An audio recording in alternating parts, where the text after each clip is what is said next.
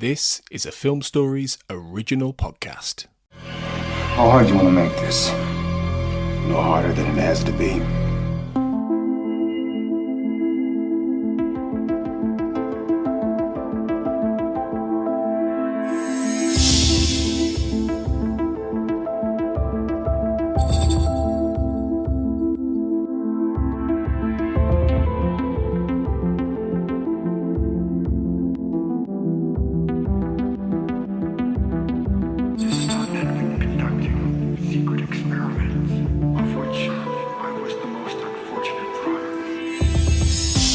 Welcome back everyone to the Xcast. The truth is in here. I'm Tony Black, your host, and this is the second part of our two-part exploration of the two-part episode, Colony and Endgame. And this is the Endgame episode, which follows on from the really quite chilling Colony cliffhanger. And I am joined once again by Mr. Darren Mooney, who is rejoining me to complete this story. So it's been quite a while since we spoke last, Darren. It has been a very long time. Tony, are you there? Tony, it's me. Where are you, Tony? We're gonna launch straight into exploring Endgame because that Colony cliffhanger has kept you guys, in tenterhooks for too long. So let's get right into talking Endgame.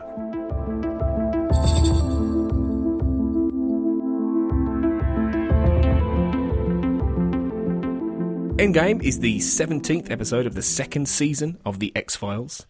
It first aired on February the 17th, 1995. It was written by Frank Spotnitz, the first ever episode to be written by the great Frank Spotnitz, and was directed by Rob Bowman. The story sees Mulder and his apparent sister, returned sister Samantha, helping to save Scully from the alien bounty hunter who is still on the trail of cloned abortion doctors. But what he finds may be the deepest and darkest conspiracy yet. He's going to contact you. He's going to say he wants to make a trade, your partner's life for mine. Why? Why does he want to kill you? Because I know how to kill him. How? By piercing the base of his skull. Well, I'll kill anybody. Yes, but this is the only way to kill him, and it must be precise. I'm fairly sure it'll work. Fairly sure? He's got powers I've never seen before. If it doesn't work, there's a chance you could die. From what? Their blood is toxic. Human exposure to it is fatal. I know this must seem incredible to you. No. That's just it. It doesn't seem incredible at all. Now, how do we find him? We don't. He'll find us. So, out of 10, Darren, what are you going to give the second part of this pretty epic two-part episode? 9.5. That's now I know we can give 0.5s. Yeah. We did establish that in part one. We did. So yeah, this two-parter is also building. There's a sense of continuity between the two halves. But 9.5. It's phenomenal. It's like it is in many ways. I think Colony sets up a lot of it, obviously, and leads into it, and sort of lays out the rules and sort of sets up all the plot points and stuff. But Endgame is the one that I think of when I think of the two-parter. Most of the images that I think of come from Endgame. So obviously there's the submarine coning tower, there's Mulder going to the Arctic, there's even the trade on the bridge. There's all this sort of stuff which is really sort of quintessential X-Files stuff. Even like stuff like Mr. X and Skinner throwing down the lift. Or even like if you just want to get more mundane, the I don't want to say boring, but the exposition scenes with like Mulder and fake Samantha in his apartment, where it's all brilliantly lit in shades of blue and red to add a sort of a sense of danger to it. It's just it's brilliant television, and it's sort of like when I think of the X-Files mythology as this sort of blockbuster television, Endgame is really it. One of the things with Endgame, I think I've always loved, and what I really like about it is that it's at the point where the mythology feels really sort of new and exciting, and this episode kind of suggests that this show could kind of go anywhere. Beforehand, we talked a bit about this in Colony. Beforehand, the mythology has been a lot of different kind of ideas, whether it's Scully's abduction or random UFO crashes or the Erlenmeyer flask and things like that. But this is the first one where you think, well, A, it looks like a movie, perhaps more than any other episode has yet. And B, it's just full of promise. It's really exciting in that there's all these different characters, there's all these different ideas. You now have the idea of the alien bounty hunter and all the things going on there. And by the end of it, you're just left a little bit breathless and thinking, oh, what is going to happen next? Where does this story go next? And it's a really sort of fresh and exciting point for the mythology. It is indeed. Like it's a sense where, to quote another sort of long form, heavily serialized show, this is the point where you believe that they have a plan almost. Like it doesn't turn out to be a lot like the plan that's developed in the third, fourth, and fifth seasons, but you do get a sense that like aliens they're not just here randomly as maybe they seem to be in like Fallen Angel or EBE, where it's like, oh, a bunch of aliens were like joyriding and crashed. No, Colony and Endgame are the two-parter where it really seems like, you know, they have, it's not just that they're doing something vague or ambiguous. They're here to colonize. They're here with armies of clones looking at stuff like hybridization. They're looking at sort of diversifying. They're looking at taking over the planet, which is like this big epic sort of plot point, which is just brought up. And it's not necessarily essential to this individual narrative, but it's something that the show runs with then. And again, I think we talked about this in Colony, where it's very difficult to sort of retrofit the particulars of this, in that, like, if you try and make sense of, like, the alien bounty hunter, is he working for the rebels? Is he working for the colonists? Are the clones a subset of colonists doing something different than the regular colonists? It doesn't really fit. Why is the US government trying to blow up the bounty hunter then if he's working with the colonists? It's very hard to recognize or sort of retrofit with that. But it has a sense of purpose to it, which I think that I love Dwayne Barry and Ascension very much, as we talked about. But they were sort of improvisational around the fact that Gillian Anderson was pregnant. It was like, how the hell are we going to write around this? It's like, okay, I've got a great idea. Trust me, we're going to... It's like that ending from The Italian Job. It's like, I've got an idea. Is very much how Ascension and Dwayne Barry feel. And like with Colony and Endgame, it's a lot more like, okay, I actually have something that's sort of shaping. So I've got a rough shape of something that's going to go on a lot more than, you know, the 7 or 8 episodes left in this season. It's going to go on for years, possibly. And it's breathtaking. And then visually, like, as you said, it looks like a film. It's the most visually ambitious episode of The X-Files I think we've seen to this point. Yeah, and I don't think we can underestimate the breath of fresh air and the strength that Frank Spotnitz brings with his writing. Rob Bowman wonderfully describes his script as hitting you like a velvet hammer. He says he has such a way of, like, you know, writing this show where he completely sort of takes you unawares and has this real sense of conspiracy and movement and plot with it. And even though, you know, Colony is well written, Colony is much more of a Chris Carter kind of script, which has a lot of these, you know, constructions and these ideas and monologues and sort of like monologues. Like, and this moves.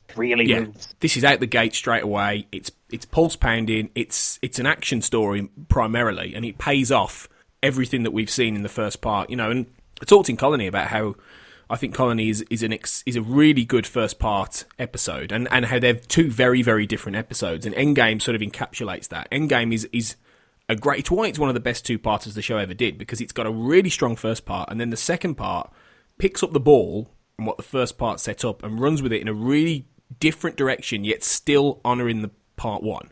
Yeah. So it feels like a really exciting payoff. And Spotnitz, for his first script for the show, in fact, his first ever script that was made on TV, as he describes in the audio commentary on Endgame, it's one of his best. It really is. And I think, like, Spotnitz is usually important for a number of reasons, because, I mean, he goes on to become, with Carter, one of the architects of mythology. He's also, at this point, he's the first writer on staff who will stay until the very end of the series. Which is also remarkable. So you get that sense of continuity that literally runs from Endgame through to the truth, which is astounding. And it's also in terms of, like, I think when it comes to, I think we talked about this a little bit before when we were talking about, like, Glenn Morgan and James Wong writing on stuff like Little Green Men and sort of One Breath. Like, with the X-Files, Carter gave his writers sort of a great deal of freedom to put themselves or things that interested them or their own themes or ideas into their own scripts, to the point where you can almost, like, you can split out the X-Files. You can say, like, look, well, there's Vince Gilligan's version of the X-Files. There's Darren Morgan's version of the X-Files. The thing with Spotnitz is almost perfectly in tune with Carter, I think. Like, if you look at the work that Spotnitz has done in the years since he left the X-Files, like, he oversaw, well, obviously he worked on Robbery Homicide Division with Michael Mann, which is just an incredible job for anybody to get in television, working with Michael Mann. But after that, he went on to do Kolchak, the reboot of Kolchak, which was obviously the show that inspired the X-Files. And sort of within that then you could see, like, obviously he took some of the core themes of the X-Files. He took stuff like this notion of evil at work in the world, which is like something that Carter was very interested in as well. And sort of he developed that in his own way. And then he did more recently, he did like The Man in the High Castle with Amazon, which, like, The Man in the High Castle is basically, oh my God, what if the Nazis and the Japanese won the Second World War and took over America? Whereas if you look at how the X-Files mythology, like, develops after the third season, it's like, oh my God, what would happen if the Nazis had not been defeated at the end of the Second World War and had, like, integrated themselves into the hierarchy of American society? So there's this sort of notion of, like, corrupting evil and sort of like what it's like to work in systems that are corrupt or systems that have sort of incorporated or have collaborated with evil almost. And, like, Spotnitz really hones in on that theme. And that theme is something that I think works with Carter as well, which is why Spotnitz, more than anybody else on staff, I think he probably shares more credits than anybody else, because he works as part of the John Gilnitz team with John Siobhan and Vince Gilligan. But he also, as the mythology develops, he becomes like the go-to co-writer on mythology episodes with Carter. And I think, like, it's impossible to underestimate how much of the show is Spotnitz from here on out. And I think that Endgame is, like, if you're going to make a debut, Endgame is it's like, it's the perfect place to do it, because he picks up the ball that Carter throws him. And while it's very different and distinct from Colony, as we discussed, it's also of a piece with it. Like, you can watch Colony and Endgame as two separate episodes one week and then the next week, or you can watch them together as a movie, and it's satisfying in both ways, which is something that isn't necessarily true of every X-Files two-parter. And I think that's something that's really remarkable, and there's a credit to Spotnitz as a writer. Yeah, you're so right about how Spotnitz is really in tune with Carter. You know, in some respects, he's almost like the second showrunner of the show over the years. Spotnitz, you know, it feels to an extent almost his, as you said, his show as much as Carter's in a way. Carter's the guy who, you know, had the vision for it, and Spotnitz is one of those people who, perhaps more than the others, is the one who helped him manage to pull it off. So this episode really does underscore that from this point onwards, his contribution was hugely valuable, I think, to the show. You know, and he sets his stall out right away with this tremendous episode. On IMDb, it's got a 9.0. I mentioned it in Colony. It's got a 9.0 out of 10, and it's something I think I would give this a 9. Actually, I don't think I'd give it a 9.5, but I'd definitely give it a 9. It's close though. I mean, it's close. It is one of my favourite episodes, I think. And, you know, this two-parter is one of my favourite stories in general. Endgame is one of the best episodes of the second season, and I think it's up there as one of the best episodes of the show, completely, because it's just thrilling. Yeah. And, you know, the great thing about the X-Files is that it a bit like Doctor Who, even though they're very, very different shows, they have the elasticity to be almost anything within a certain box. The X-Files, one week could be comedy, one week... And, you know, you said this when you talked about the different writers putting their stamp on it. One week it could be comedy, one week it could be, you know, intense drama, then it could be an epic action-adventure.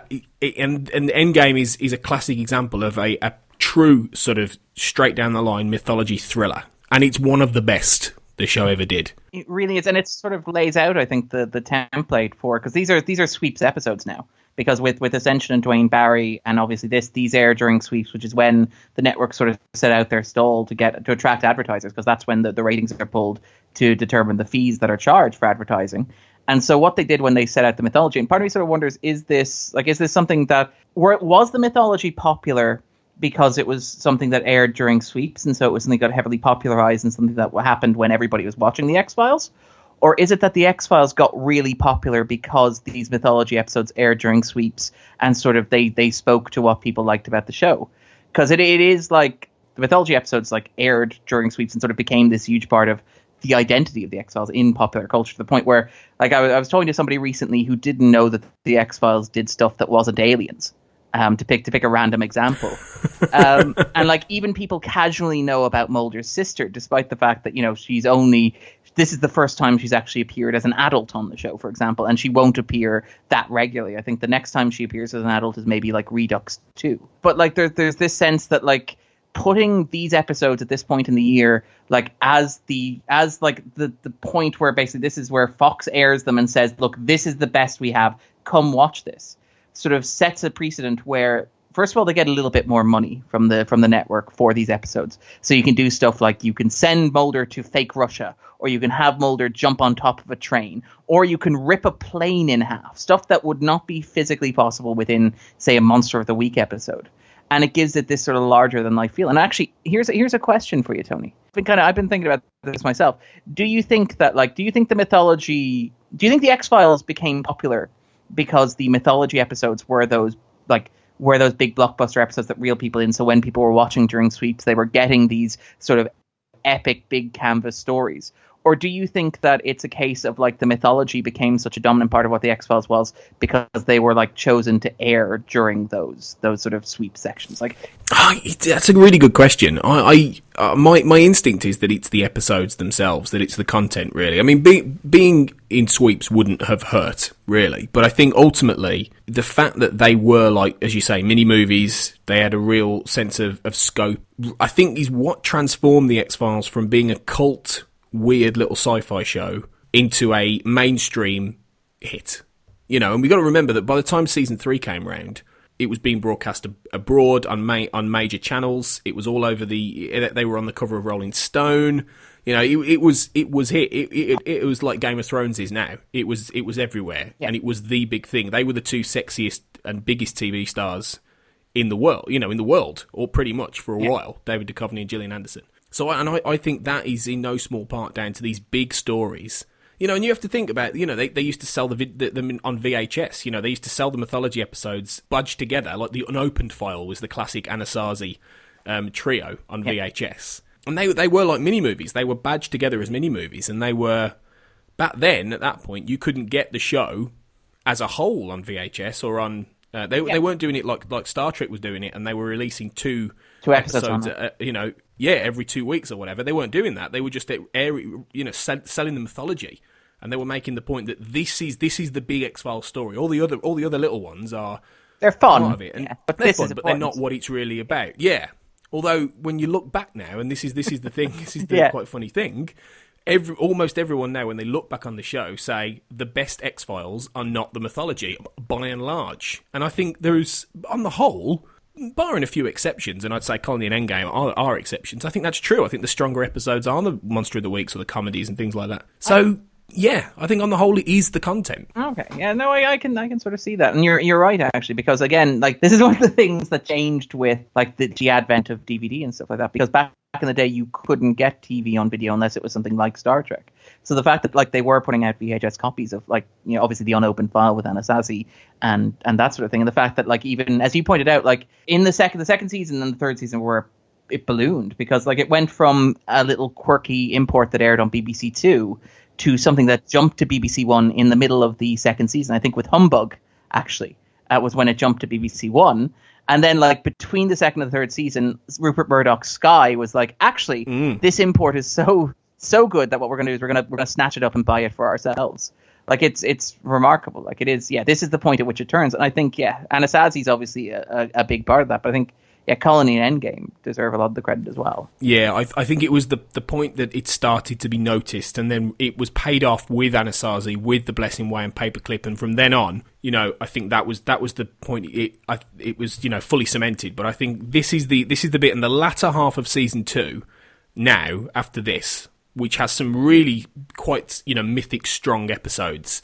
Things like this, things like F. Emasculata, things like, you know, I'm quite a big fan of Soft Light and you know, and then Anasazi. It sort of feels almost like the show slightly changes. I think it feels like they're spending more money a little bit already. I don't know. It's weird. I think there's for me after Endgame, there is a sort of change in the way they film the show.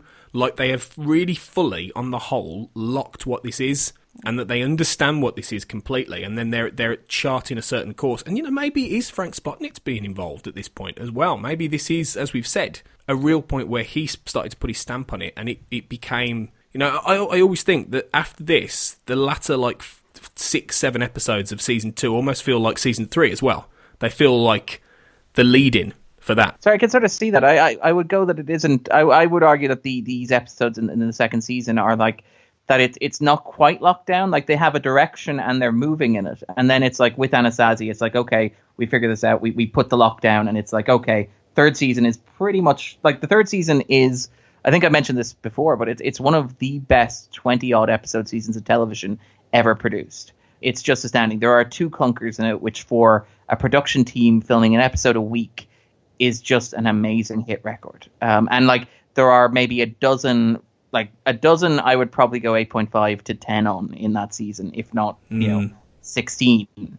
And it's just astounding. And I think that you can see a move in that direction in the next couple of episodes. But I'd argue that it's more like Colony and Endgame start pushing in that direction. I think Anastasi's like the moment where it lands, where it's like, okay, the gavel's dropped, you're sold. This is the show we're making. Yeah, I think that's actually probably true. Yeah. So let's, as we head into this final part of season 2, let's dig deep and talk about Endgame.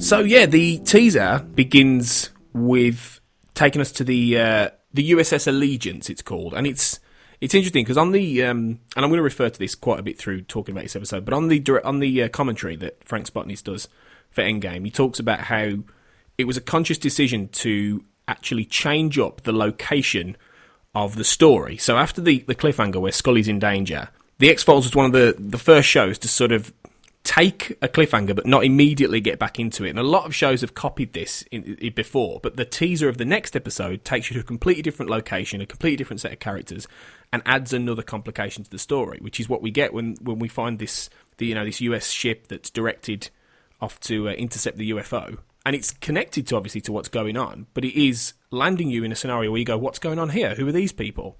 And in the past, TV may have just come back into the cliffhanger straight away, and the teaser would have been that.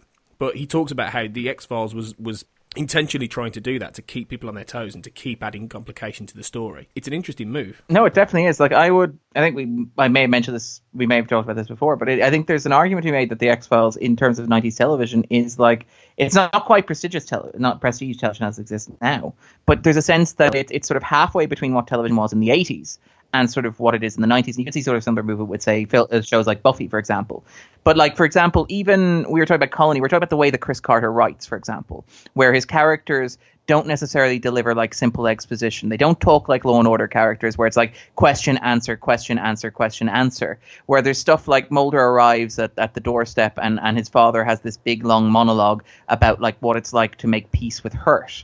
And sort of how to let go of someone and how the absence becomes a certainty, that's the kind of dialogue that you're more likely to get, I think, these days on something like a HBO show. Like, you're more likely to have something like this in, say, Westworld or something like The Sopranos or something like even Deadwood than you are on a network show like Law and Order or like one of the SVUs or something like that. And I think that, like, even stuff like that idea of opening a narrative, having that sort of narrative jump at the start, that's something that is now a marker of sort of prestige television, which is like, even within linear storytelling, like jumping to a different place and following a different character and trusting the audience to appreciate or understand that this is the same story, even though you're not picking up exactly where you left off. So stuff like, say, to pick an example from modern television, like the last episode of Legion does something very similar, where the penultimate episode ends on a cliffhanger, and then the last episode of Legion jumps in with a different character somewhere else in a way that obviously ties back after the first act, but it trusts the audience not to go, well, what's happening with Scully and the Brian Thompson dude. It's like, okay, we'll get to that, but here's something that's important, and you have to trust us that it's important because we'll come back to it in a moment.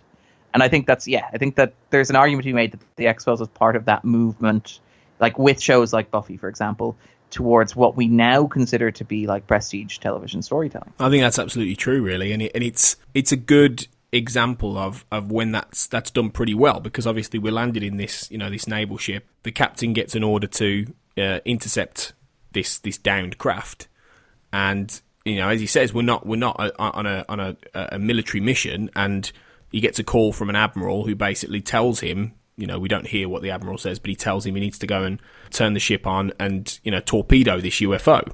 Although obviously he doesn't know necessarily it's a UFO. But there's little like things to do with the actual lore in the X-Files that when you get situations like this that make me wonder, did the pact that Deep Throat talks about in EBE, where he's talking about how they came up with an agreement to kill any EBE that landed on Earth years ago, is this effectively the same thing in that if a UFO lands, it's almost like a breach of borders in that they've got this kind of demilitarized kind of thing in that, the aliens aren't going to invade yet because there's still this deal going on with the syndicate. But if a UFO crashes, they're basically, we're going to bomb it. We're going to potentially get it. We're going to get the science, things like that. Is that what this is about? Because it seems strange that they would try and destroy this thing and prevent the bounty hunter getting off Earth if they were all in collusion with each other. It is. It's something that I find this is when I say it's very hard to reconcile this with sort of the later mythology. Because you're like, okay, well, are these guys working with the colonists? Are they a separate bunch of colonists? If the bounty hunter is working on behalf of the colonists, surely they're going to be a little miffed that the U.S. government tried to blow up their ship. But I do think, like, for example, I think it is very much part of what Deep Throat said in EBE. I think that's sort of what the continuity is working on at this point, where they're like, okay, we're assuming that the U.S. government is maybe not explicitly in connection with these aliens. If maybe they're in touch with the grey aliens, we don't know what the connection is yet. We won't find out until, say, the movie. And I think it's also worth noting that, like, the ship is in the Beaufort Sea in Alaska, right? Which is traditionally it's at the North Pole, which is unclaimed sort of territory. It's international waters. I mean, Alaska is very much, it's between the US and Russia. You have that famous quote from a certain vice presidential candidate about how you can see Russia from certain places in Alaska. But you also have like this historical relationship between, like, Alaska used to belong to Russia and then it began to the US. And I wonder, like, it's that sort of sense of, like, almost like it's a literal Cold War in that it's taking place in the Arctic. And it's still, like, I think we talked about this in Colony a bit, where we're still in the aftermath of the Cold War détente. And I think that we transition out of that with Colony and Endgame. And then in the third season, it's like, okay, we're not really that bothered with how this fits into like a post-Cold War landscape as much as we're interested in what it says about the US. But I do sort of wonder if that opening scene, or if the idea of the bounty hunter in that sort of no man's land between Russia and America, where he seems to be a Russian fighter pilot and the Gregors are described as Russian clones, it's all part of that sort of like Cold War threatening to turn hot sort of thing. I don't know. It's really interesting that the way you describe that, because there is a lot of potential subtext there with that. But from a mythology point, yeah, I think it's a loose sort of connection, but it is very, very loose. Two of the actors on the boat are recurring faces. You've got the lieutenant, who Mulder later finds, although it's not him anymore, it's the bounty hunter on the ship, played by Colin Cunningham, who would later go on to play one of the plague victims in 731, who talks to Scully, called Escalante. He's also in Stargate, isn't he, as well? He's a doctor in Wetwired, but he's also in Stargate. Yeah, he's Dr. Stroman in Wetwired, who's a bit of a shifty doctor. But yeah, he's in Stargate, I think. I think he's like quite a semi-regular character in Stargate. And he's cropped up in quite a few things, Colin Cunningham. Things that have been filmed in Vancouver, quite often anyway. The other one, Gary Davey, is the captain of the ship, who has scenes with Colin Cunningham. He's in this loads. He was in Eve. He played Dr. Keats in Roland, who gets sucked through the propeller at the beginning. He was a right singing bastard. in the rain moment. Yeah, the singing in the rain moment, if I remember correctly. Yeah. And he's a git. He's a real git to Roland, so nobody's sad when that happens. He's in Syzygy, and he plays the cross-dressing doctor, I think. No, he's not. No, he's the guy who hunts the cross-dressing doctor in Syzygy. He's like the leader of the townsfolk. The mob. The pitchforks. Yes. They're the mob, yeah. Called Bob Spitz. His name is there. It's a great name. Carter name again. Carter name. With a Z, like Gilnitz. And then he's in 2 episodes of Millennium. Paper Dove, where he plays Ranger Chet, and then Anamnesis, where he plays Ray McKenna. But when we get to our Millennium podcast, The Time Is Now, which is coming soon, folks, we'll talk more about him in that, obviously. But yeah, so there's 2... 2 regulars, almost. Yeah, pretty much, yeah. Yeah, and obviously then the torpedoes are centered on the ship, and then a massive blast of sound waves hits the ship, knocks all the mechanisms out. I just think that's an automated sort of defense, isn't it, by the UFO? The moment to me, the moment the weapons are trained on that ship, it blasts out like a sonic wave that takes out the naval ship. You'd hope that there's not like some poor partner bounty hunter whose job is to sit in the ship, and he's like, "Oh, I want to go to New York this time." Like, no, you stay with the ship. Yeah, why is it always Dave going? It's not fair. Yeah. So obviously they're trapped under the ice without any ability to get out. and then we're back into the main story, and we don't go back to the ship until the very end of the story, so it's left hanging as to what all that connection is and where it's going to tie in. Which is something that Colony does as well, because Colony opens with something that goes to the very end of Endgame as well, which is quite a nice bit of structuring symmetry there as well. That's true, it does. It all kind of connects and almost flashes forward in a way, or connects forward to what's to come. But yeah, we're back on the cliffhanger now, once we get out of the credits, and Scully is facing the bounty hunter Mulder. She's pretty much, she's clocked on pretty quickly that this isn't Mulder. And we here get the fact, we soon find out he's the bounty hunter. There's a bit of a scrap. She gets thrown into a glass table. Incidentally, that Frank Spotnitz talks about how he was frustrated because the network made the sound. Obviously, it wasn't Gillian Anderson who crashed into the table, but they put a sound loop on of her going, ooh, when she hits the table, because the network said, well, people might think she's dead, so she needs to actually make a noise. Yeah. And Spotnitz was like, that's ridiculous. But this is what working in 90s television was like. Very silly. Like, you wonder why so many episodes of CSI end up looking the same. This is why. This is the twisted logic, yeah. But the thing, what I thought of was, and I'm pretty sure I know the answer to this, but did she see Mulder shapeshift into the bounty hunter? Now, we don't see her look up, do we? We don't see her look up and see that transformation, but she must know that something really weird's happened, because 1 minute she's with Mulder, who isn't Mulder, and looks exactly like Mulder, and then she's with a big, scary dude with a jawline and a slick back grey hair, and she must have thought, is this the same guy? Like, how has this happened? Well, I mean, even discounting that, right? There's still somebody who looks exactly like Mulder, who does not have a brother, who's shown up at the door and sort of started throwing her around with the strength of 10 men. Like, there is a point. This is kind of like, we talked about how cool it is that the X-Files sort of like, it could have easily sort of been ambiguous and sort of kept it sort of on the wishy-washy. Are there aliens? Are there not aliens? And it's good that it commits, because that like opens up all sorts of storytelling potential. But it does also sort of do Scully a bit of a disservice, because as soon as you go, well, look, there are shape-shifting aliens who look like Brian Thompson but can look like David Duchovny if they want to, you immediately get into how, if Scully interacts with them, how does she remain a skeptic? And like, there's a nice little monologue at the end that sort of tries to neatly tie it up, where she's like, oh, science helped save Mulder. And it's like, okay, you can believe in science and also believe in aliens if there is scientific evidence of aliens, like, say, Mulder turning into Brian Thompson. And I mean, even, as you said, even if she doesn't see him change, she's knocked out by Mulder and she wakes up, like, captive to Brian Thompson. At the very least, it's very hard to rationally explain that. And this is the thing. It happens a lot, really. It happens a lot where, like you say, Scully's done a disservice in that there are moments where she should absolutely be unable to say anything other than, yeah, he's probably an alien, really. And she doesn't. And she you in this round, Mulder. Yeah. It takes her like 8 years to get to the point where she admits that the bounty hunter, quite openly, is an alien in within and without. Before then, she's always coming up with potentially another explanation. And it's just a little bit too long for that to happen for me. You kind of imagine there should be a scene where Scully's just in the room and she goes, okay, Mulder, you can have aliens, but you're not getting stretchy mutants. Or, or okay, Mulder, I will give you clones, but you are not getting invisible elephants. And he's like, Scully, come on. Oh, the invisible elephants guys are coming soon with fearful symmetry. Brace yourselves. It's a slippery slope. It's a slippery slope. God. Soon she'll be confirming, like, buck-dwelling Indian mystics. Like, it's once you accept the existence of aliens, it's a short. Oh, I love that episode. I love Badler. It is ridiculous. I love that little guy, that little Indian guy. We're a long way from Badler on the X-Cast, sadly, but we'll get there one day. But so, yeah, you've got obviously Scully now captive, and now Mulder's still with, fake clone Samantha, although we don't quite yet know she's a clone.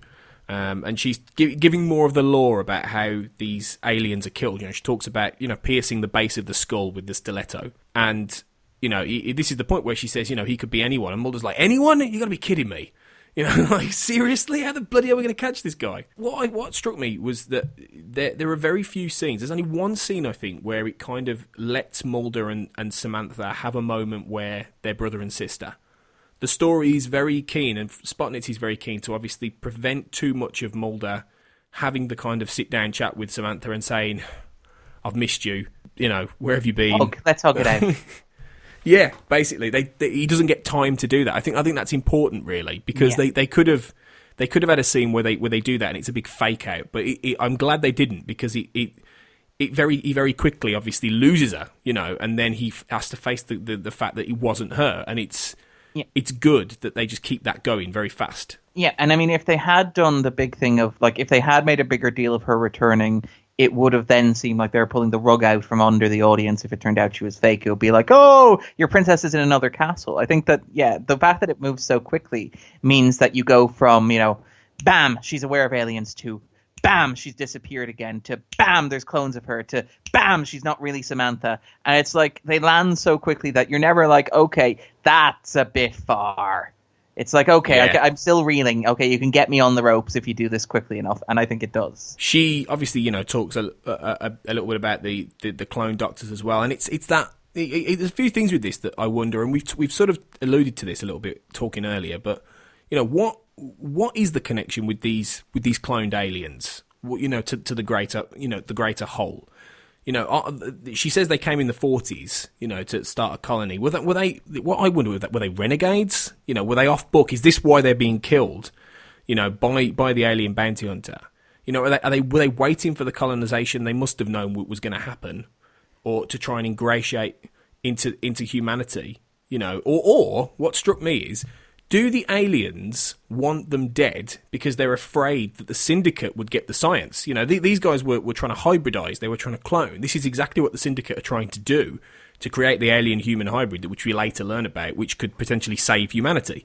The aliens perhaps are trying to prevent the Syndicate. You say it's this Cold War idea. They're trying to prevent the Syndicate from getting this really rich science that could help their cause. Yeah, because I mean, like, this is the thing that I think we talked about in Colony, where there's a sense that, like, Carter has like a little notebook full of ideas of things that he wants to do and things that he wants to talk about and things that he wants to incorporate into the mythology, even if he hasn't like structured them into a 3-act story or whatever at this point. I don't think so. Like, you can see in that little speech that Samantha gives, all that exposition, there's all the words that you recognize and all the themes that you recognize. Like, so for example, there's the idea that the aliens are homogenous and functionally identical, which is something that like comes back and say Herrenvolk is the best example of that, where there's like entire plantations of farms run by identical children. But there's also the idea that the aliens are called purity and all that sort of stuff that goes back to the Erlenmeyer Flask. But this idea that the aliens exist through like cloning and through like imposing their genetic structure on others, and through like this 90s fear of like homogeneity and sort of like the crushing of the individual, that is the embodiment of like colonization. This idea that like we're all going to be ground down and used as spare parts to build something that is like entirely mechanical and inhuman. And in contrast to that, you have this subversive idea that Samantha suggests and that the clones are working on of like hybridization, which is this idea that instead of treating the alien other as an invading force, or instead of like treating a homogenous group as inherently superior or inferior based on genetics, instead you integrate and you merge, and that's the key to survival. So like in Colony and Endgame, it's treated as the key to survival for the aliens themselves, who are, like, as we pointed out in Colony, they're presented a lot less aggressively than they are in later episodes, because like the idea is that they want to inherit the Earth rather than like kill mankind and take it for themselves. So like hybridization becomes like a way forward. And if these aliens hybridize with us, like in the context of Endgame, is it a sense that like mankind still survives because we're integrated into them rather than being destroyed, in the same way that like the cigarette smoking man later tries to survive colonization by like hybridizing himself, or like even certain characters become hybridized and it's sort of treated almost like they're messiah, like it's a blending of the divine and the human. And I think that, it's hard to sort of reconcile with all this, because I mean, you could argue that like the clone, like, and even the idea that like they came here and they started working in the 40s, which is something that becomes again in sort of like Paperclip. The idea is the conspiracy really traces its roots back to the end of the Second World War, which is something that Carter is very interested in and has been interested in since I think Aubrey is where he talks about like the World's Fair. But there's this sense that the colonists are about imposing like homogeny, and that sort of remains consistent in both Colony and Endgame and then the later mythology. But there's this sort of question that's hard to integrate with, well, if the colonists are all about purity and stuff like that, then how the hell did these guys fit into the grand scheme of things? And I mean, like, are they like a splinter group? Is this like they are the People's Front of Judea of like colonists, as opposed to the Judean People Front? I mean, I think thematically it works. It works very well when I think I mentioned this in Colony, where it's like Carter returns to these ideas in like the fifth season with like the Red and the Black and Patient X, which in some ways like it hits on many of the same ideas. And the idea is that like the aliens, the colonists, are not as homogenous as they like to think they are.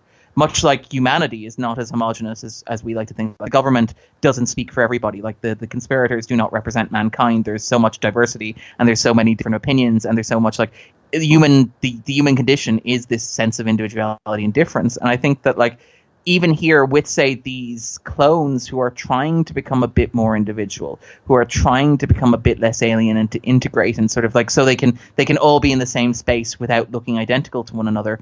There's this sort of core theme of like just like individuality and just like non-homogeny, basically. This idea that you can break down large entities like the colonists or like the government, and what you eventually end up with is people.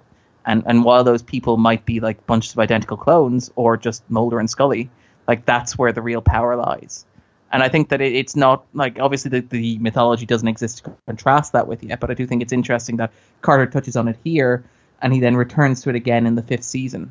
And I think you could argue the mythology's one of the biggest themes of mythology is like this contrast between the plans and the grand schemes and the arcs of history that are planned by great men using great systems and infrastructure with like the radicalness that comes with the introduction of free will or choice or individuality. And I think that like Colony and Endgame don't fit with the details of that little plan or that sort of larger arc, but they fit with like the core theme of it. Like there's a sense that it's the mythology is almost playing out in miniature here. I don't know.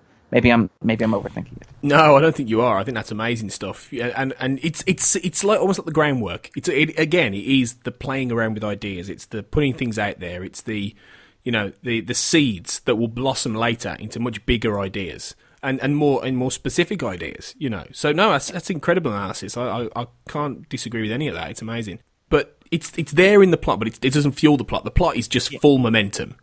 Yeah. Which is good. And now it brings Skinner into the story much more because Mulder and Samantha are working out how they're gonna try and say they haven't got to a point yet where they're propelled along. They get the call then that Scully's in danger and that she's being held captive as Skinner turns up and they think he might be a shapeshifter. We don't know at this point. We don't know that he's not the bounty hunter. There's that really good shot that Rob Bowman does of him walking into complete shadow in Mulder's apartment. And it's a really cool visual of Skinner.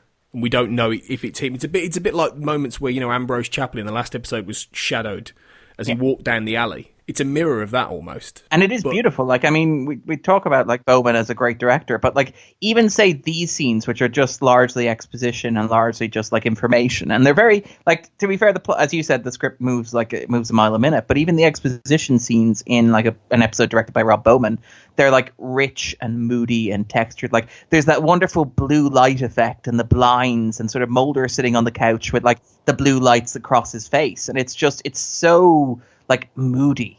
Like it's so textured and it's so like it conveys so much about the X-Files and about Mulder with even beyond like the dialogue about hybridization and cloning and stuff.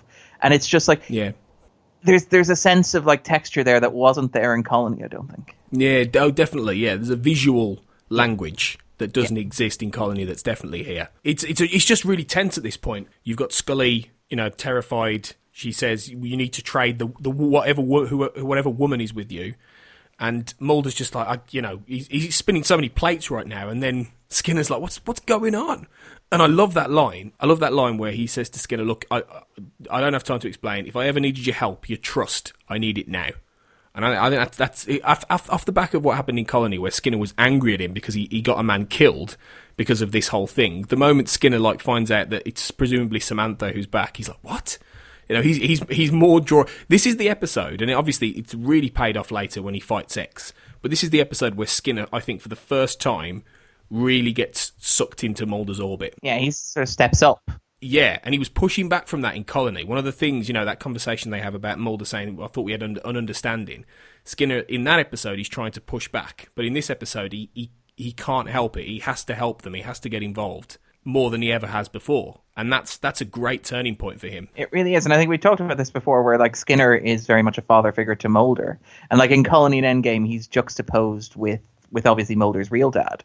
So like, for example, in Colony, like it's Skinner who tells Mulder that he needs to go home to visit his family because there's been a family emergency. And Skinner doesn't know what the emergency is. But Skinner's like, Mulder's all ready to show up and give some lip about how he doesn't have a report ready and he's ready to make excuses. And Skinner's just like, look, that doesn't matter right now. I know I gave you a big spiel about your ass being in a sling, but it's really important that you go home now because your family needs you. Which is like the sort of, it's a low-key sensitivity, but it's a sensitivity nonetheless. Contrasted with like, oh, hey, it's Dad sitting on the porch smoking a cigarette, refusing to give me a hug.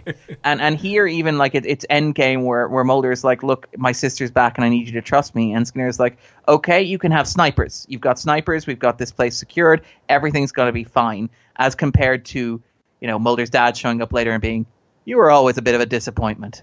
I realize you're in a bad place emotionally, but I just feel it's important to let you know you let everybody down. Just to correct, Skinner gives him one sniper because the budget probably didn't extend to more than one. Even though they're all around, we only see one, remember? That's one more sniper than his father gives him. But yeah, it leads to the big set piece on the bridge. Really well put together set piece by Rob Bowman, this on a bridge. As Spotnik says in the commentary, this could have been the end of the episode, but it's like the end of Act 1. He said it's quite unbelievable, really, that it's like the end of Act 1. And it's another sort of Chris Carter bridge scene, which has come up before and will come up again. So, like, obviously there's like the Red and the Black, there's Patient X, there's the Millennium Pilot, there's even My Struggle 2, and I think we maybe saw one at the start of the After as well, which is, so there, it is like, it's like if you're talking about like an X-Files mythology sort of mixtape, this is like, bridge scene is pretty essential to that. Yeah, he loves his bridges, but obviously the bounty hunter, the bounty hunter and Samantha go over the bridge when it all goes. Scully's back, but it all goes bit tits up with those. Even though Samantha tries to, kill him with the stiletto, but they go into the water. Mulder and Scully afterwards, the water's being drained. They're looking for Samantha, and Scully says, "Why didn't you tell me it was your sister?" And he says, "But because you'd never let me risk her life for you." But he gets really angry when Scully turns around and says, "Well, is it her? Do you really sure?" And he's like, "Why would you ask me this? Of all the things, let me have my sister."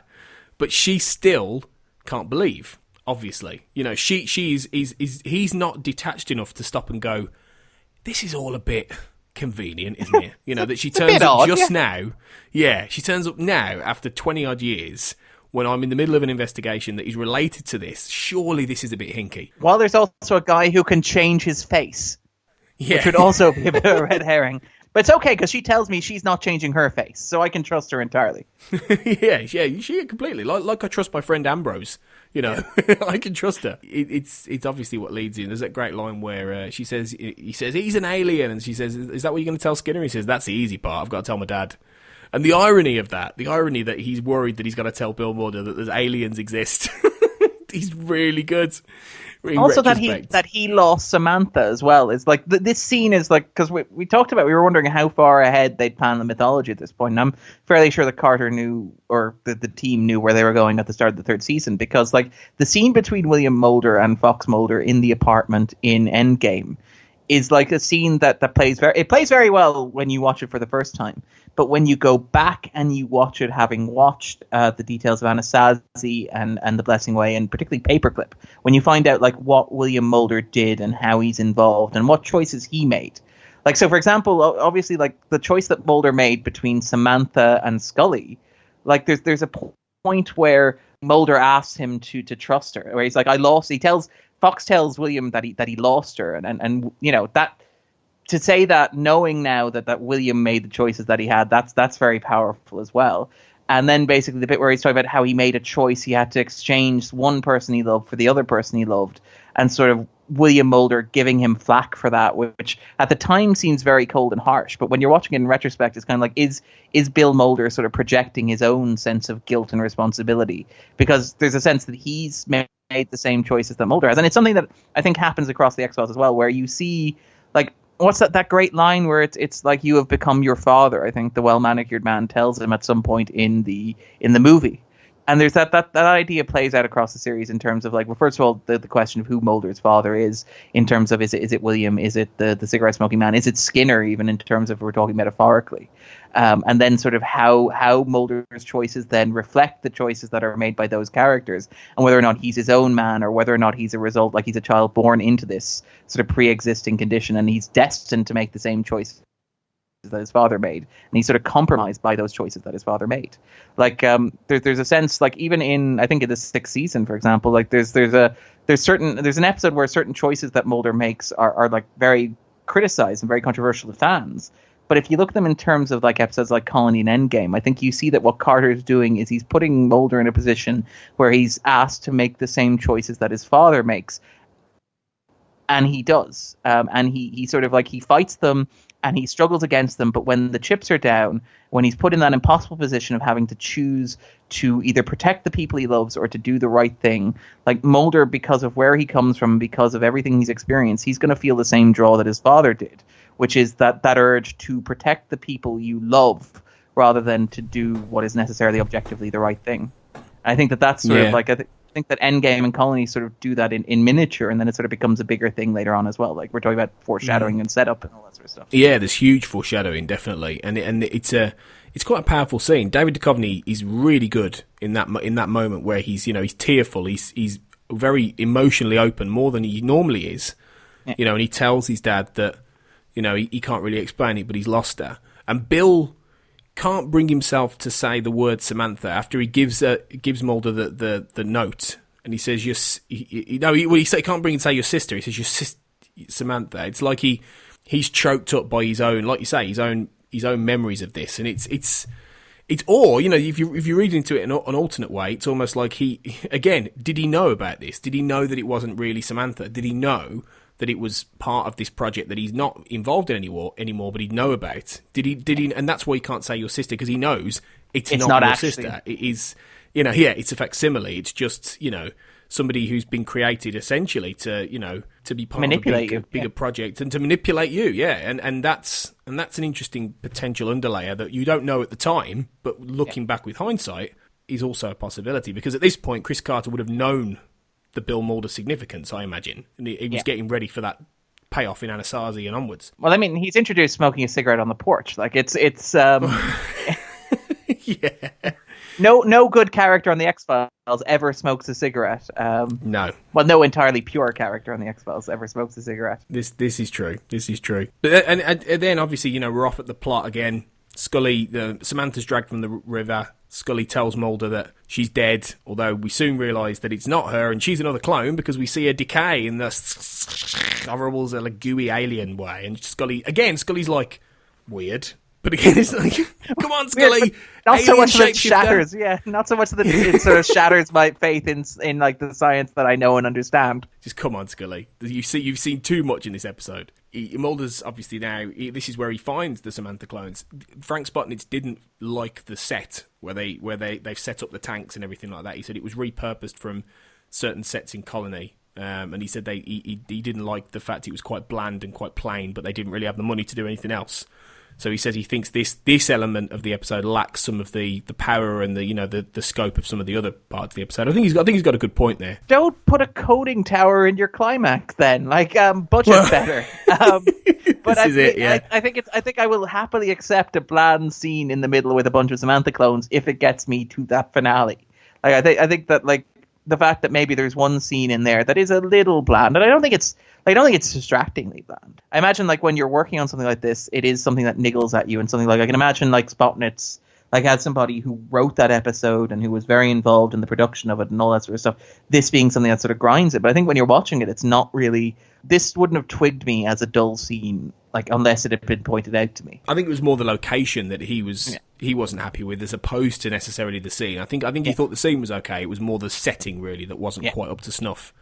And, it's a scene, it's a functional scene. It gets Mulder to understand that his sister is part of, it's not her, that she was a clone. This is all part of this same project. The Samantha clones are a lot more clinical when they're speaking to him and explaining, that the bounty hunter is going to be coming after them. And what is interesting, and you talked earlier about choice.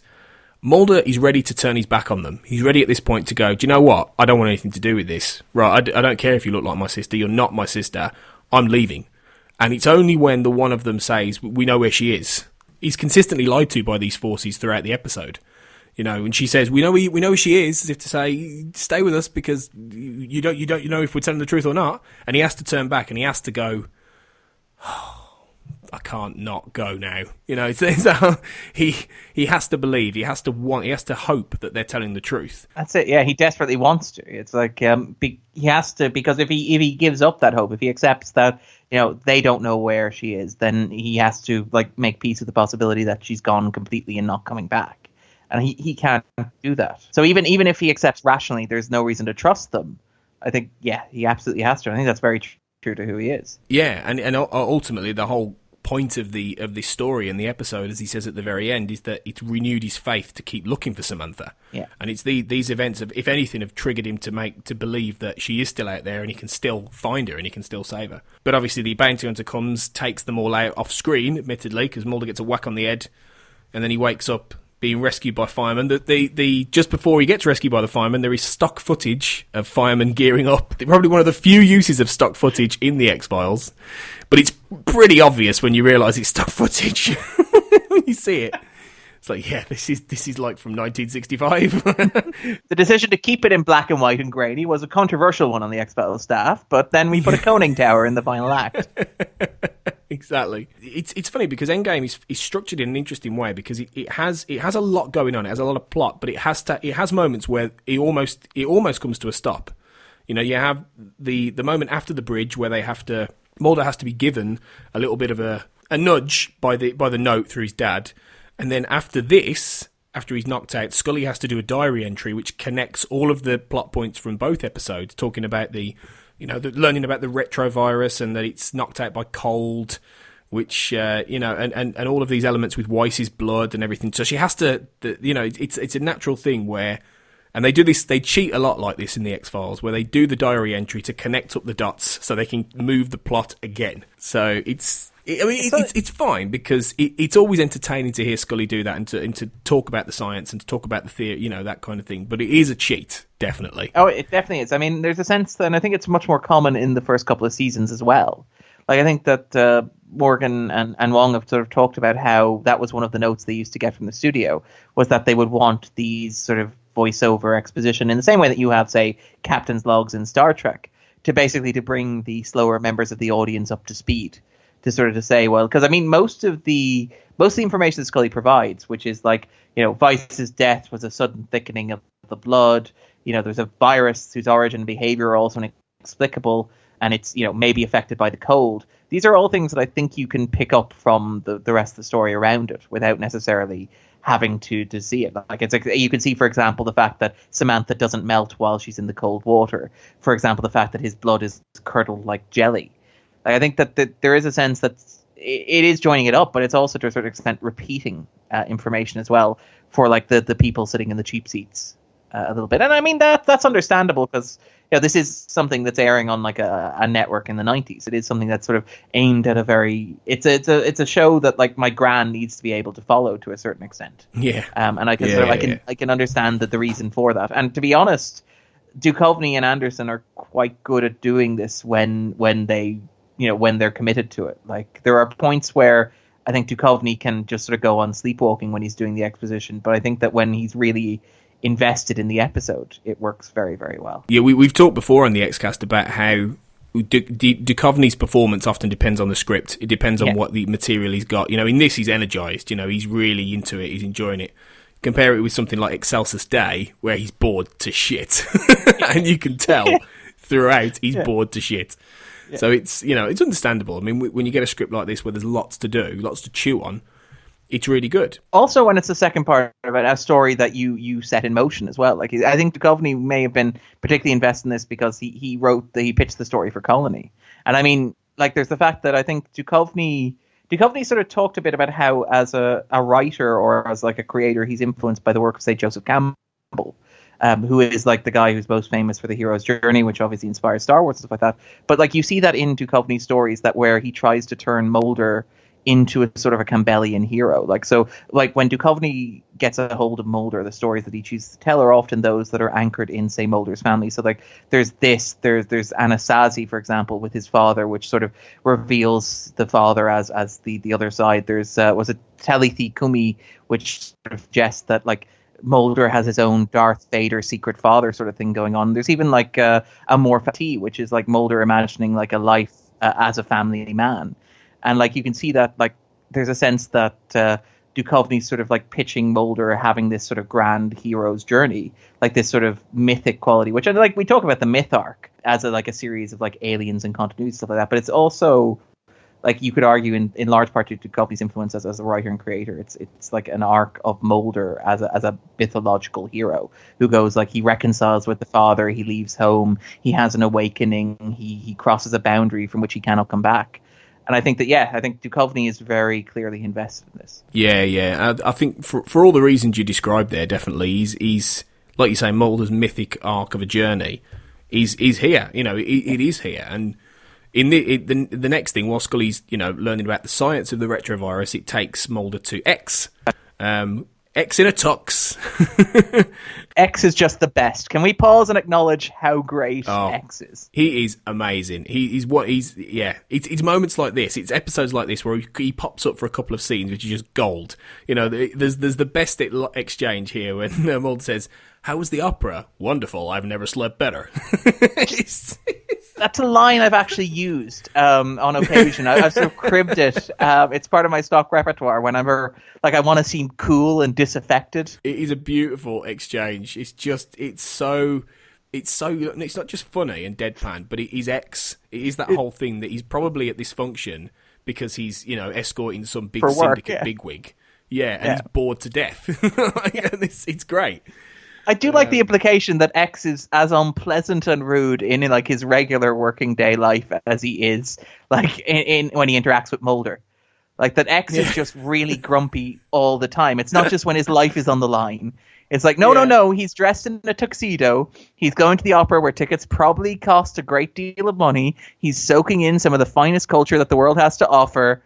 And he's snoozing. But it's because it's not his world, clearly. And this is the great thing, but it's a short and sweet scene, but it's really there is a dismissiveness about X here because Mulder's saying I need to find this guy, and he says, look, there's a whole military fleet after him. They're gonna blow him up. They're gonna blow up his ship. He's not gonna get away. This is a battle you can't win. This is too big for you. Just leave it alone. Pick your battles, and it's interesting, in fact, talking about the fleet going after him. My thinking is there. Do they want to study him? Do they want to capture this guy? Is that part of the reason that they've sent an entire military fleet to go and take out this UFO? Is that what it is? Is it?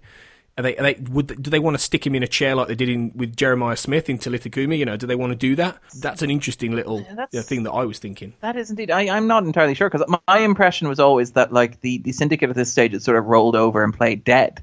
Because there's a sense that like the well-manicured man when he's introduced in the third season is remarkable because he's really the only member of the syndicate who's like, well, maybe committing genocide might not be the best course of action here. Maybe collaborating completely and uncompromisingly, maybe that's not the best way forward. Like, what a crazy idea it is in this room, tough room. But I do love that. Yeah, that this is. Like there's so much of X in that because the idea of this being a battle you can't win is sort of like it's the X pragmatism. Like Deep Throat would be like, look, I understand that you have to do this because it's important to you. Yeah. I understand your daddy issues. I recognize that this is your sister. Deep Throat would be like loving father sort of figure. Like, here, let me hold the alien and get shot for you. X is like, no. Look, you let your sister die. I'm going to go back in and sleep through the second act here. X's line is, it's over. The fat lady is singing. It's like, that's the difference. Let it go. He literally says that. You can't win this. This is out of your control now.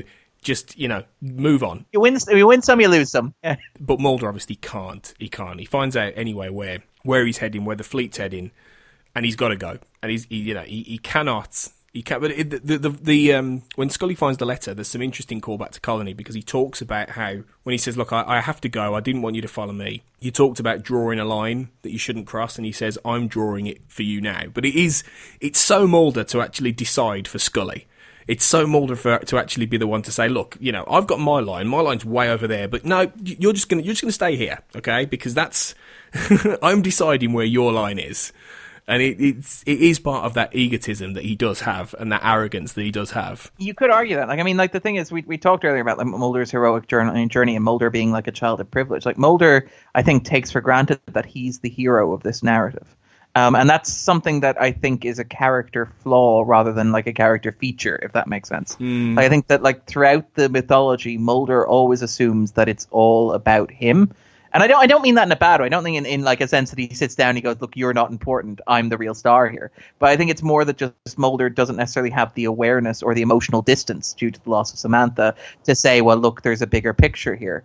So like, Mulder will always run off and he'll always assume that like his emotive response to a situation is the best response to take.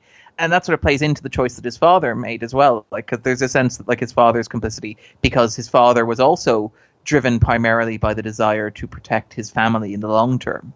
And like there's a sense that there are consequences to that. Whereas I think Scully, who is an outsider, Scully whose family like doesn't have that strong a connection to the mythology. There's some fleeting suggestion of it, I think, in like Apocrypha, that maybe her father was in some way tangentially related to some random mission that took place. But in terms of like Scully is an outsider and Scully's sort of drafted in and Scully gets drawn in by Mulder, so she has that objectivity that Mulder doesn't have when it comes to looking at stuff like this, when it comes to like both, obviously calling out Chaplin, calling out Samantha and recognizing that they're not who Mulder thinks they are. But also in terms of like Scully generally making maybe better choices about how to react to certain information or to certain choices or to certain decisions that need to be made later in the line. And I think that Mulder just doesn't have that distance.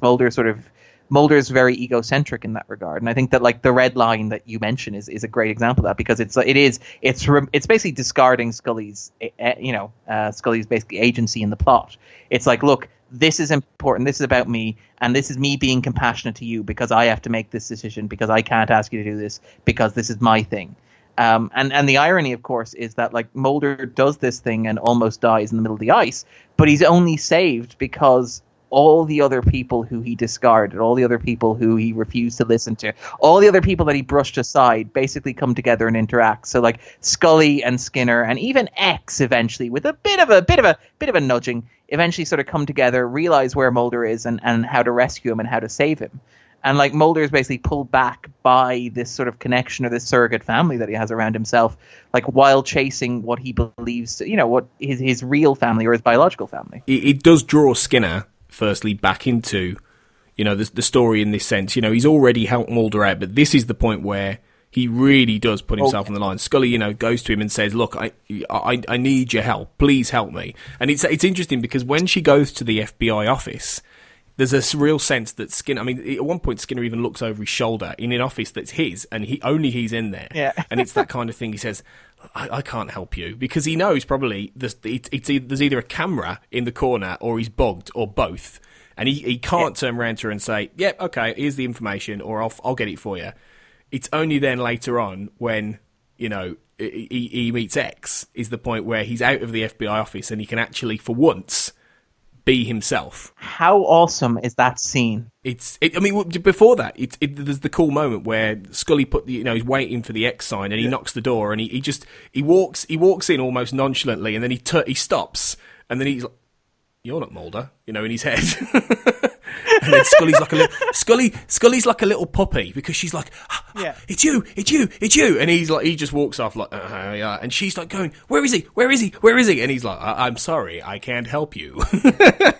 Yeah, so it's because he's clearly a little bit uncomfortable. Hugely. Like when he deals with Mulder, it's all like, "Ooh, sassy! Look, here's a little reference to the opera that I'm attending.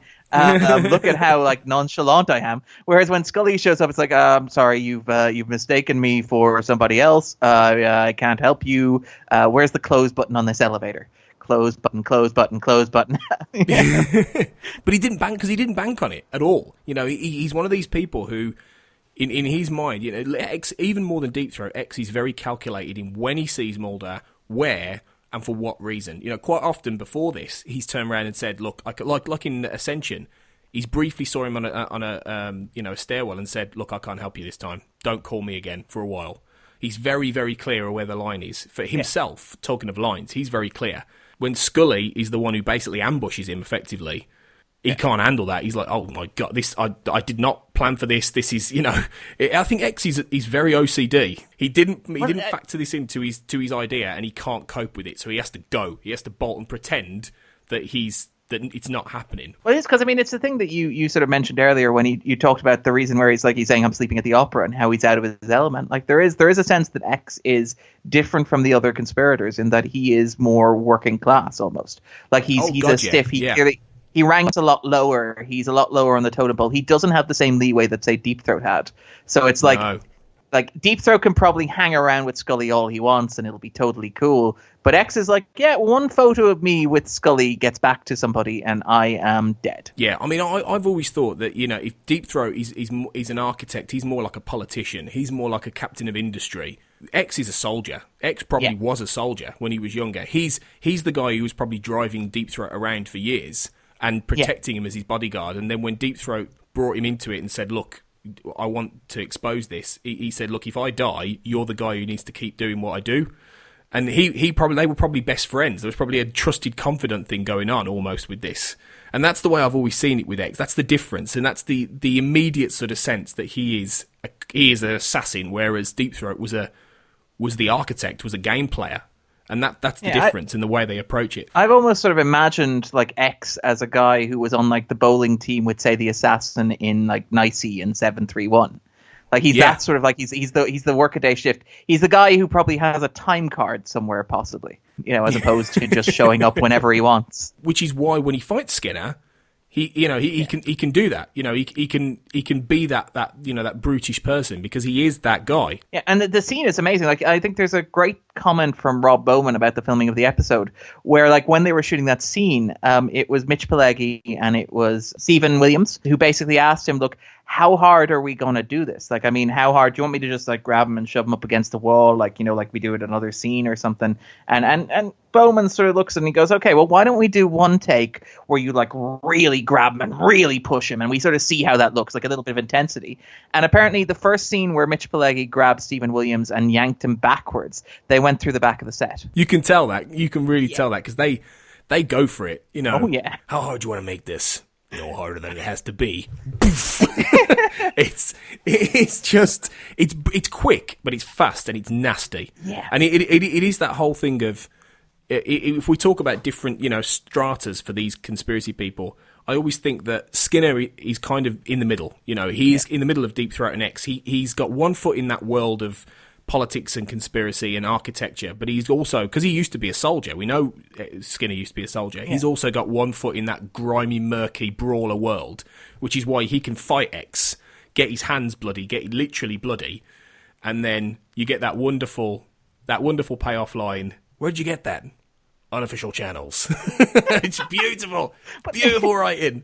Love it. It really is. And it's such small stuff. It's not the big monologue or the big letter about how lines are drawn, but it's just this nice little exchange between the two characters. That's it has the X-Files, for all that we talk about how serious and how pretentious the dialogue could be at times. It has a really great sense of humor about itself, and those moments the "wonderful, I haven't slept better in years," or "how hard do you want to make this? No harder than it has to be," or "where'd you get this unofficial channels?" They're just really punchy, snappy lines, which are just really, really good. There's another good one in the fight, isn't there, when X has got the gun on him at the end and he says, "I've killed men for far less," and Skinner says, "You pull that trigger and you'll be killing 2 men."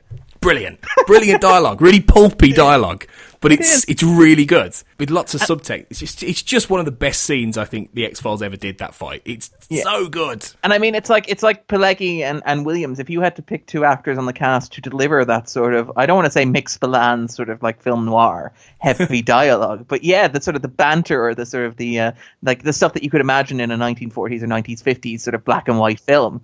Those are the two actors you go for, and you can get a sense that I think a lot of how Skinner was written in the later seasons, in terms of like his interactions with Krycek, for example, draw heavily from this scene in particular, where it's like, okay, you can get like Mitch Pileggi can do angry dad, but he can also do like brawling Street Fighter or like raging. And he does it he does really well. Well, I think without this moment, I don't think you would have had the "you pucker up and kiss my ass" moment in Yes. Paperclip, which is easily his finest moment. And this is for me. This what he does here is what emboldens him to do what he does at the Later end on. of that 3-parter. Definitely, it is the beginning of that. But yeah, this is the moment where they realise we can give Mitch Pileggi these really fun brawler pulp lines, and he's going to chew them up and spit them out. It's great. So it's a terrific scene, and obviously there it sets. We get back. Mulder's been out the picture for a little bit, but now we get to the big finish, which is the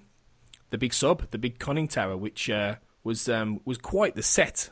It was 140 tons of ice that sat in a big soundstage for 5 days to create the external shots where Mulder's going up to the submarine. So it was a huge undertaking. I think it was the biggest thing they'd ever created. It was probably one of the biggest things they created until the movie, which is where they did very similar, really, with the ice. They sent him to the ice, and he got his faith back as well. Like you again, we talk about like Colony and Endgame as a blueprint for like the big mythology stories. Like Mulder goes out into the Arctic and has his faith restored. Like that's pretty much the arc that they choose to play out in the movie as well. Like this is like pure, like if you were mainlining mythology, this would be the one to watch. And that's why he gets into the submarine, he encounters the lieutenant who's not the lieutenant, and when he's giving this really harrowing story of what the guy's done to the crew, which is more than likely true, what the bounty hunter did, putting them in a place with no air and all that kind of stuff. I love the way Mulder's just like, I'm not buying this, mate. He's just all the way through. He's like, no, you're not real. And then he goes, what are you doing? Are you crazy? When he hangs up, he goes, no, I'm just tired. I'm just tired. It was a long commute. Yeah. It's a long commute. I flew I'm all knackered, the way across mate. the States. Yeah. I don't have time for this. I haven't got time for this bullshit. Just tell me who you are. Tell me where my sister is. But and that's the great thing, because then the when the bounty hunter's tossing him about, it's so good when Brian Thompson says probably more in this scene than he ever says again in the entire show, when he's basically saying, is it worth dying for? Is that what you want? And then Mulder's just, it's that heartbreaking moment, isn't it? When he just goes, just tell me where she is. And he's just broken at that point. He's just like, please just tell me where the fuck she is. And then evilly, he just leans in and goes, she's alive. Can you die now? Just like, you bastard. And again, like, although one does sort of note that instead of actually killing him with the ruthless efficiency that he killed the entire crew of the submarine, the alien bounty hunter is kind of like, I'll just throw him at the top and leave him there and count that will do it. Yeah. It is one of those things, like, it's such a great, like, thematic sort of through line, this idea of, like, Mulder literally going to the end of the earth and being like, as long as he finally knows, like, as long as he actually has, like, and to be honest, it's not really concrete proof if it's coming from the mouth of a shape-shifting bounty hunter. But like, if he has something he can hold, that's enough for him, and that's enough for him to be happy to leave it there. Like, it doesn't matter that he can't come back. It doesn't matter that, like, it doesn't even matter that he won't necessarily find her. As long as he knows, as long as like some part of his faith is vindicated, that's enough for Mulder. And that's again. Like, you talk about the core of Mulder's character, that's it right there. Yeah. And it's something sort of very effective and very sort of romantic and very sort of emotional and very sort of true, I think, about that. And something that Duchovny doesn't get enough credit for.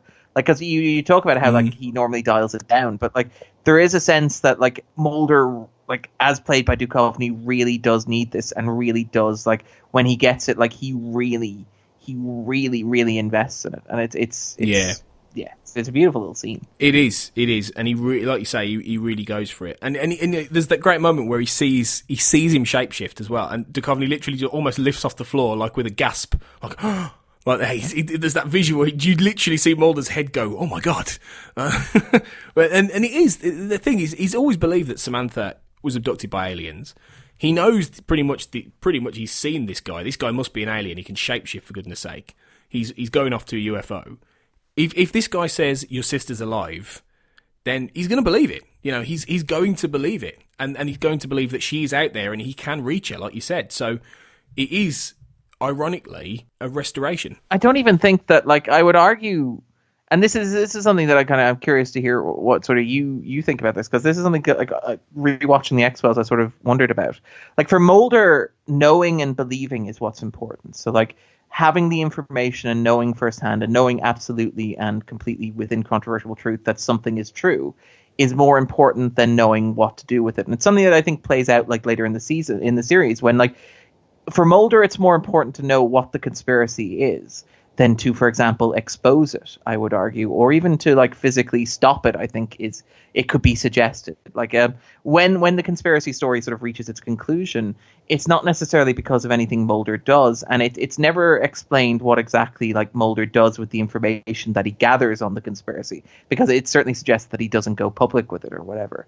Like, there's a sense that for Mulder, having that knowledge for himself and having that certainty is the end of his journey. That's what he wants as a character, more than actually, like, stopping it, or more than actually, for example, like, exposing it to the world. And I think that even, like, when Mulder does want to expose it to the world, you could argue that a certain amount of it is vindication. Like, Mulder wants his beliefs vindicated more than he arguably believes that people honestly have a right to know. I don't know. This is something that I've wondered about Mulder's character, having watched the series, and sort of wonder what you think about that. It's an interesting point, really, because there could well be truth in that. He never seems to really want to take these things he discovers. You know, he puts them in a drawer. Ultimately, he puts them in the drawer, and he knows it. And it's not that he's being arrogant and egocentric to the point where only I may know.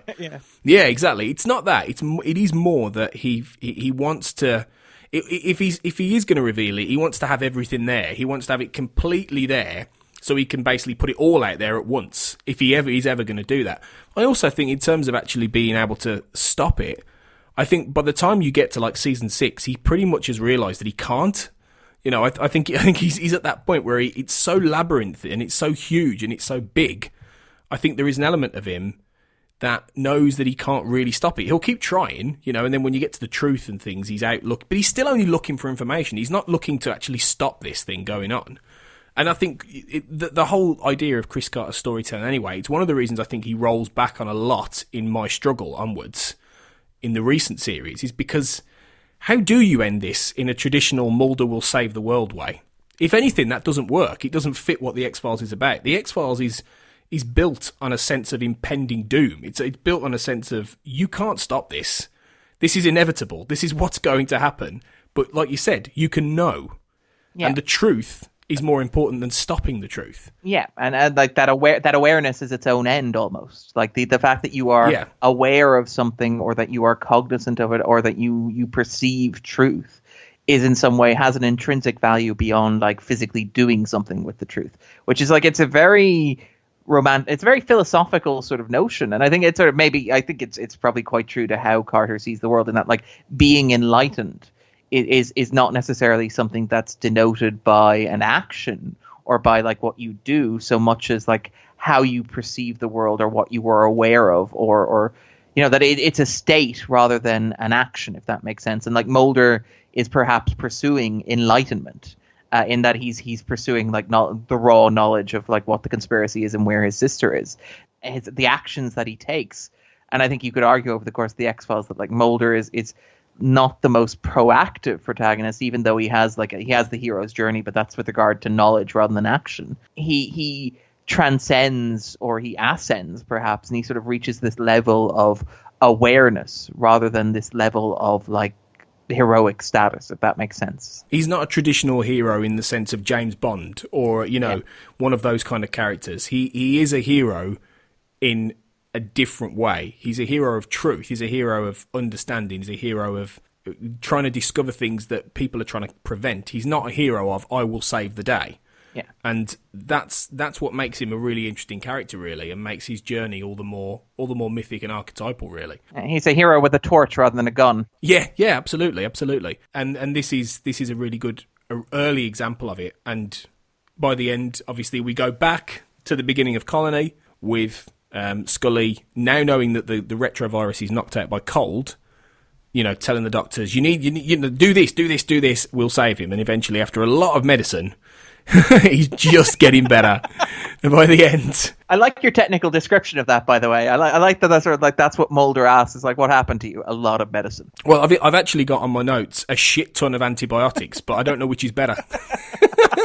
A lot of medicine or a shit ton of antibiotics. But then you get this nice little final scene where Scully is making the point, with the voiceover that it's science that saved his life. And then it's a great little, contrast. Then Mulder says, I found what I thought I'd lost. The faith to keep looking. And that's it. It is the science versus faith. It's the, It's the quintessential sort of X-Files conflict. I mean, I'm gonna be honest here. Like, that's probably where it loses the 0.5 of a mark for me, which is like it happens again and again over the X-Files that like Mulder loses his faith and then finds it again. So it happened like even at the start of the season with Little Green Men. Mulder's big character arc there was like almost losing his faith and then finding it again. And then it happens again, obviously, in the fifth season as a whole, as a larger sort of thing as well. But I do think that, that this is part of like what makes Colony and Endgame such like if you were boiling down the mythology to like a single set of episodes, like Colony and Endgame would be on there because it's like, the mythology is fundamentally about like Mulder, not necessarily what we talked about there. It's like not necessarily having like concrete proof or having like being able to stop the conspiracy or the colonization. It's Mulder finding enough to validate his beliefs and like becoming enlightened or becoming more aware, and that's sort of laid out, I think, in that nice closing scene. It's a really nice way to cap off what is a really in-depth, complicated couple of episodes which have so many talking points. It's a really fascinating couple of episodes. Two of the best, I think. And Endgame is a pretty bravura, conclusion to it. So this has been Endgame. If I wanted to, I could have killed you many times before. Where is she? Is the answer to your question worth dying for? Is that what you want? Where is she?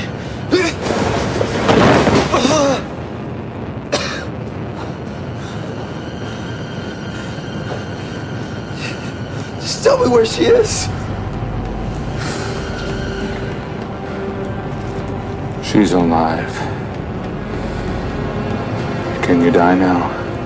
And that's the end of this special two-part episode of the X-Cast. And it's been great to have you back on, Darren, to talk this pretty epic mythology tale. So thank you for coming back on the show. Oh, a pleasure. Thank you very much for having me. It's always a pleasure. Yeah, same here. So you'll be back. I keep saying you'll be back in season 3, but who knows? You might be back next week the way this is going. So we'll see. You might be back before then. Who knows? But until you return, Darren, where can people find what you're doing online? Well, I'm as usual logging at the movie blog with a 0 instead of an O in movie. I've also launched a new podcast where myself and a friend, Andrew Quinn, we talk about the IMDb's top 250 movies of all time. That podcast is called The 250. You can find us on Twitter at The 250. You can find us on Stitcher. You can find us on iTunes. And you can also follow me on Twitter if you feel the urge at Darren_Moody, where I occasionally talk about the X-Files or just random stuff in the world. Oh, and yes, I should probably mention there is a book coming out in November now, it looks like. So it'll be there in time for Christmas, which is basically a sort of like a 90,000 word kind of thesis on the X-Files, which is something I'm actually really proud of and something that I hope people will enjoy, and makes a great gift for any X-Files fans in your life, including yourselves. Well, yeah, if anyone wants to buy me this as a gift for doing all these podcasts, guys, feel free. But yeah, that's all that stuff is going to be great. I can't wait for the book. Darren's stuff on Twitter is fantastic, and his blog is. And the 250 is a great podcast. I really like listening to it. If you love movies, you need the 250 in your life. It's great. So check all that stuff out, guys, before Darren, pops up on our show again. And you can find us in all the usual places. We're on Twitter, the X_cast. Hopefully, you'll know all these things already, but I say them every week just in case we have new listeners. We're also on Facebook, the Xcast page and group, the Xcast X-Files fan group, which has got increasing amounts of members, loads of chatter going on. It's great in there, so get yourselves in there. And we're as ever on iTunes, so drop us a like and a review wherever you are in the world. That'd be amazing. Get us better known among all the podcasts out there. So Yeah, we'll be back soon for a brand new episode. We've got Fearful Symmetry coming soon in the episodes, which is a much less interesting hour than the two we've just talked about. So brace Bit yourselves. of an invisible elephant in the room, is it? Yeah, we talk about the invisible elephant in the room quite a bit. And the invisible man-eating tiger. But we have fun. We're going to have fun talking about it. So yeah, stay tuned for that. And that'll be coming soon. But yeah, until next time, guys, thank you for listening. And remember, the immortal words, trust no one.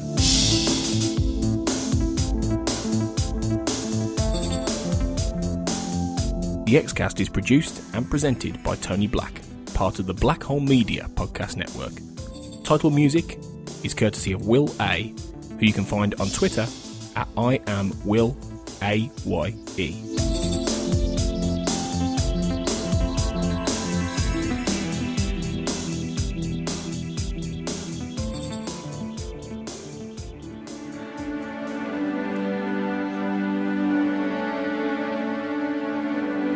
Did you find what you were looking for?